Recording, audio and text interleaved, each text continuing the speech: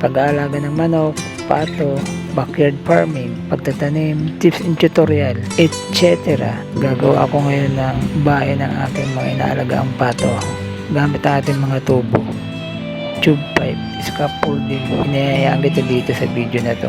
Baka may mapulot kang tips paano gumawa ng bubong para sa ating mga naalagang pato, manok. Hello guys, welcome guys dito sa ating channel. At ngayong araw, tara samahan nyo kaming gumawa ng tatawagin natin bahay ng mga kupal. Gamit itong ating tubo, 1 and 1/2 tube pipe, GI pipe ang tawag dito. At dyan namin bubuuin ng scaffolding na magiging bahay ng ating mga alagaan. Kasi gusto namin lagyan ng bubong ng ating mga patuhan para naman kung sakaling mangitlog sila, hindi na sila mababasa. Ayos ba yun? At syempre, babang hinihintay natin, simulan na natin. Tara, samahan nyo kami. At gigibayin pa namin yung parts na to, no? Yung macing na yan kasi nakikita nyo yung design mamaya.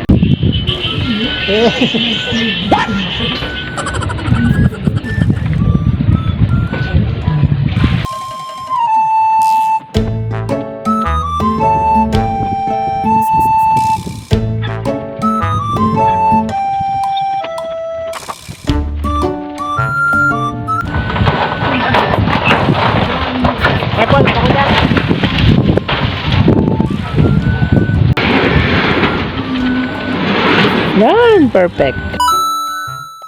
Maglagay muna kami guys ng pansamantalang trapal para yung sako ba, yung parang sako yan.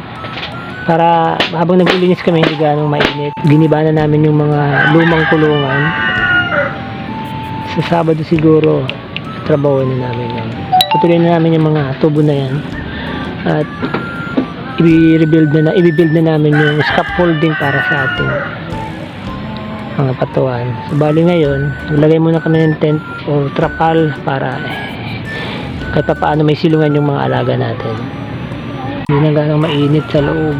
3 days later. At matapos nga ang ilang araw na paghahanda, kumpleto ang lahat ng mga materialis na gagamitin. Sisimulan na natin ang pagbuo ng scaffolding o bubong para sa ating mga patuhan gamit yung mga tubo natin. Simula tayo ngayon dito sa ginagawa kong base plate kung saan nakatla ko ng dalawang 8mm na kabilya, 1/4 na tubo. Pinat ko lang yung tubo about 10 inches siguro at ilalagay sa forma, lalagay ng buhos at yan ang ating magiging base plate.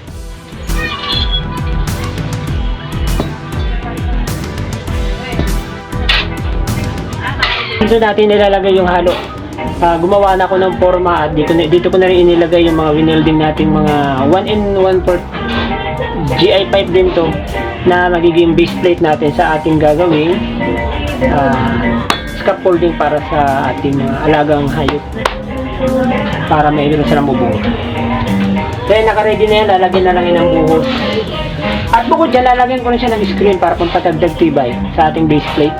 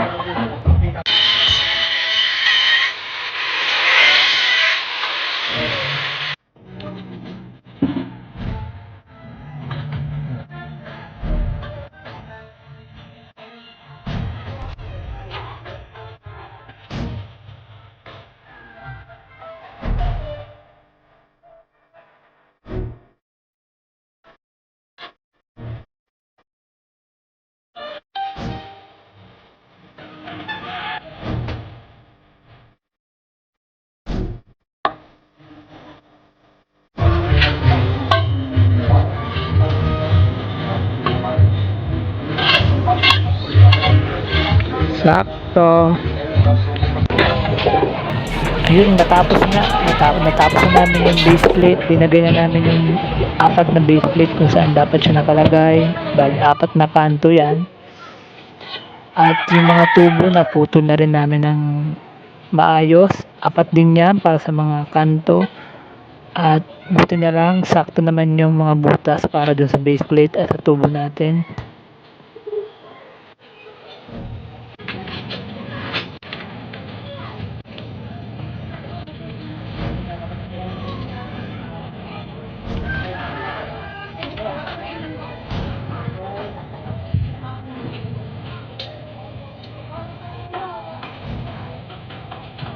Gagawa naman natin yung bali sa itaas para sa lalagyan ng bubong.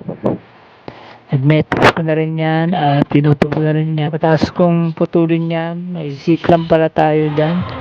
Tawag nyo sa clamp na yun, sewing clamp yata yun. At yan ang magiging magkoconnect sa mga tubo para makabuo tayo ng bubong. Ang kinaganda sa lamp na yan, adjustable siya. Kasi nga hindi naman sa amin yung lupang tinatayuan ng aming inaalagaan. Kaya kung halimbawa, kung hindi naman sana paalisin, pwede mong tanggalin, adjustable pa. At kung may ba, pwede mong tanggalin muna. Kasi nga, clamp lang siya, tanggalin. At galaw-galawin kasi nga naka-clamp lang.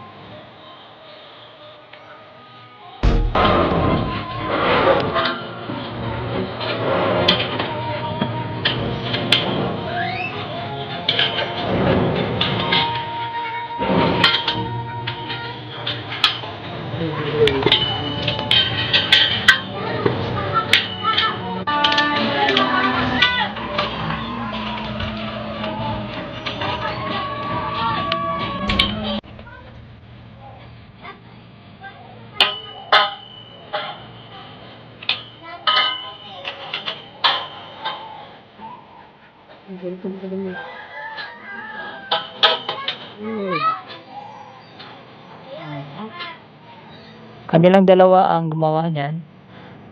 Siya lang ang katulong ko. So yan, bale wala pa dyan kaming kahoy kaya linagyan mo muna namin ng trapal.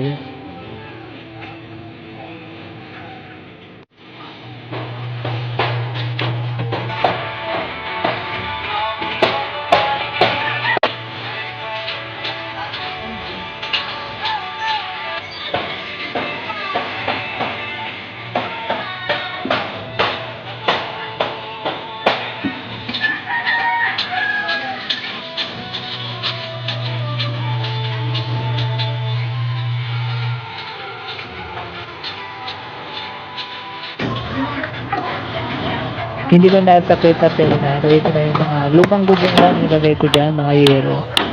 Bali, binukasin ko na lang iba dyan. Bali, 4 na didosing yero pala yan. Ang nailamay ko, pasensya na kasi bumagyo kasi dito sa amin kaya hindi ko na na-videoan. So, nakikita nyo ngayon, net lang yan, fish net. Para sa mga alaga natin. May mga manok ako dyan para hindi sila makalabas. Protection na rin para sa mga hindi mapasok ng kung ano man mga hayop para hindi sirain yung garden namin ng mga pato. Kaya linagyan ko ng net dyan. May mga tanim kasi ako dyan, sili, may sitaw, ampalaya, at kung ano pa. Mini garden ko yan sa may gilid ng ating patungan.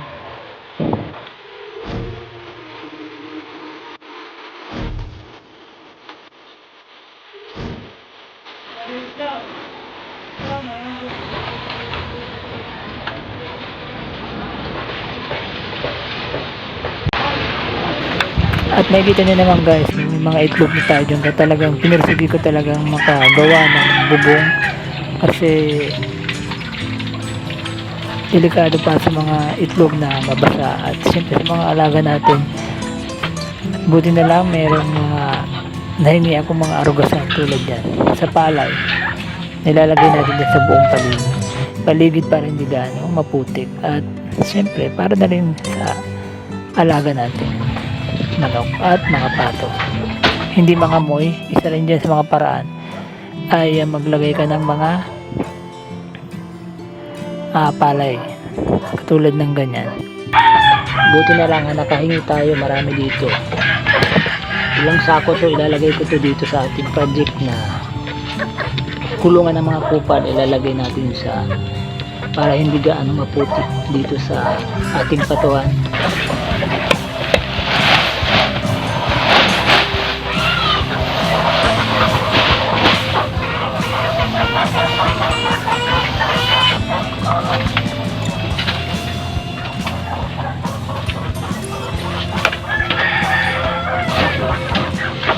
Okay dokie mga ka-channel, oras na naman para magpaalam. Napakabilis talaga ng oras. Kita-kits tayo muli sa next video ko. Salamat sa panood. Abangan nyo, may mga alagaan pa, may dadagdag akong mga alagaan na hayop na mga sisiw. Ayan, 45 days pala yun. Abangan nyo. Salamat sa panood. This is Junior Best Channel, signing out. Peace.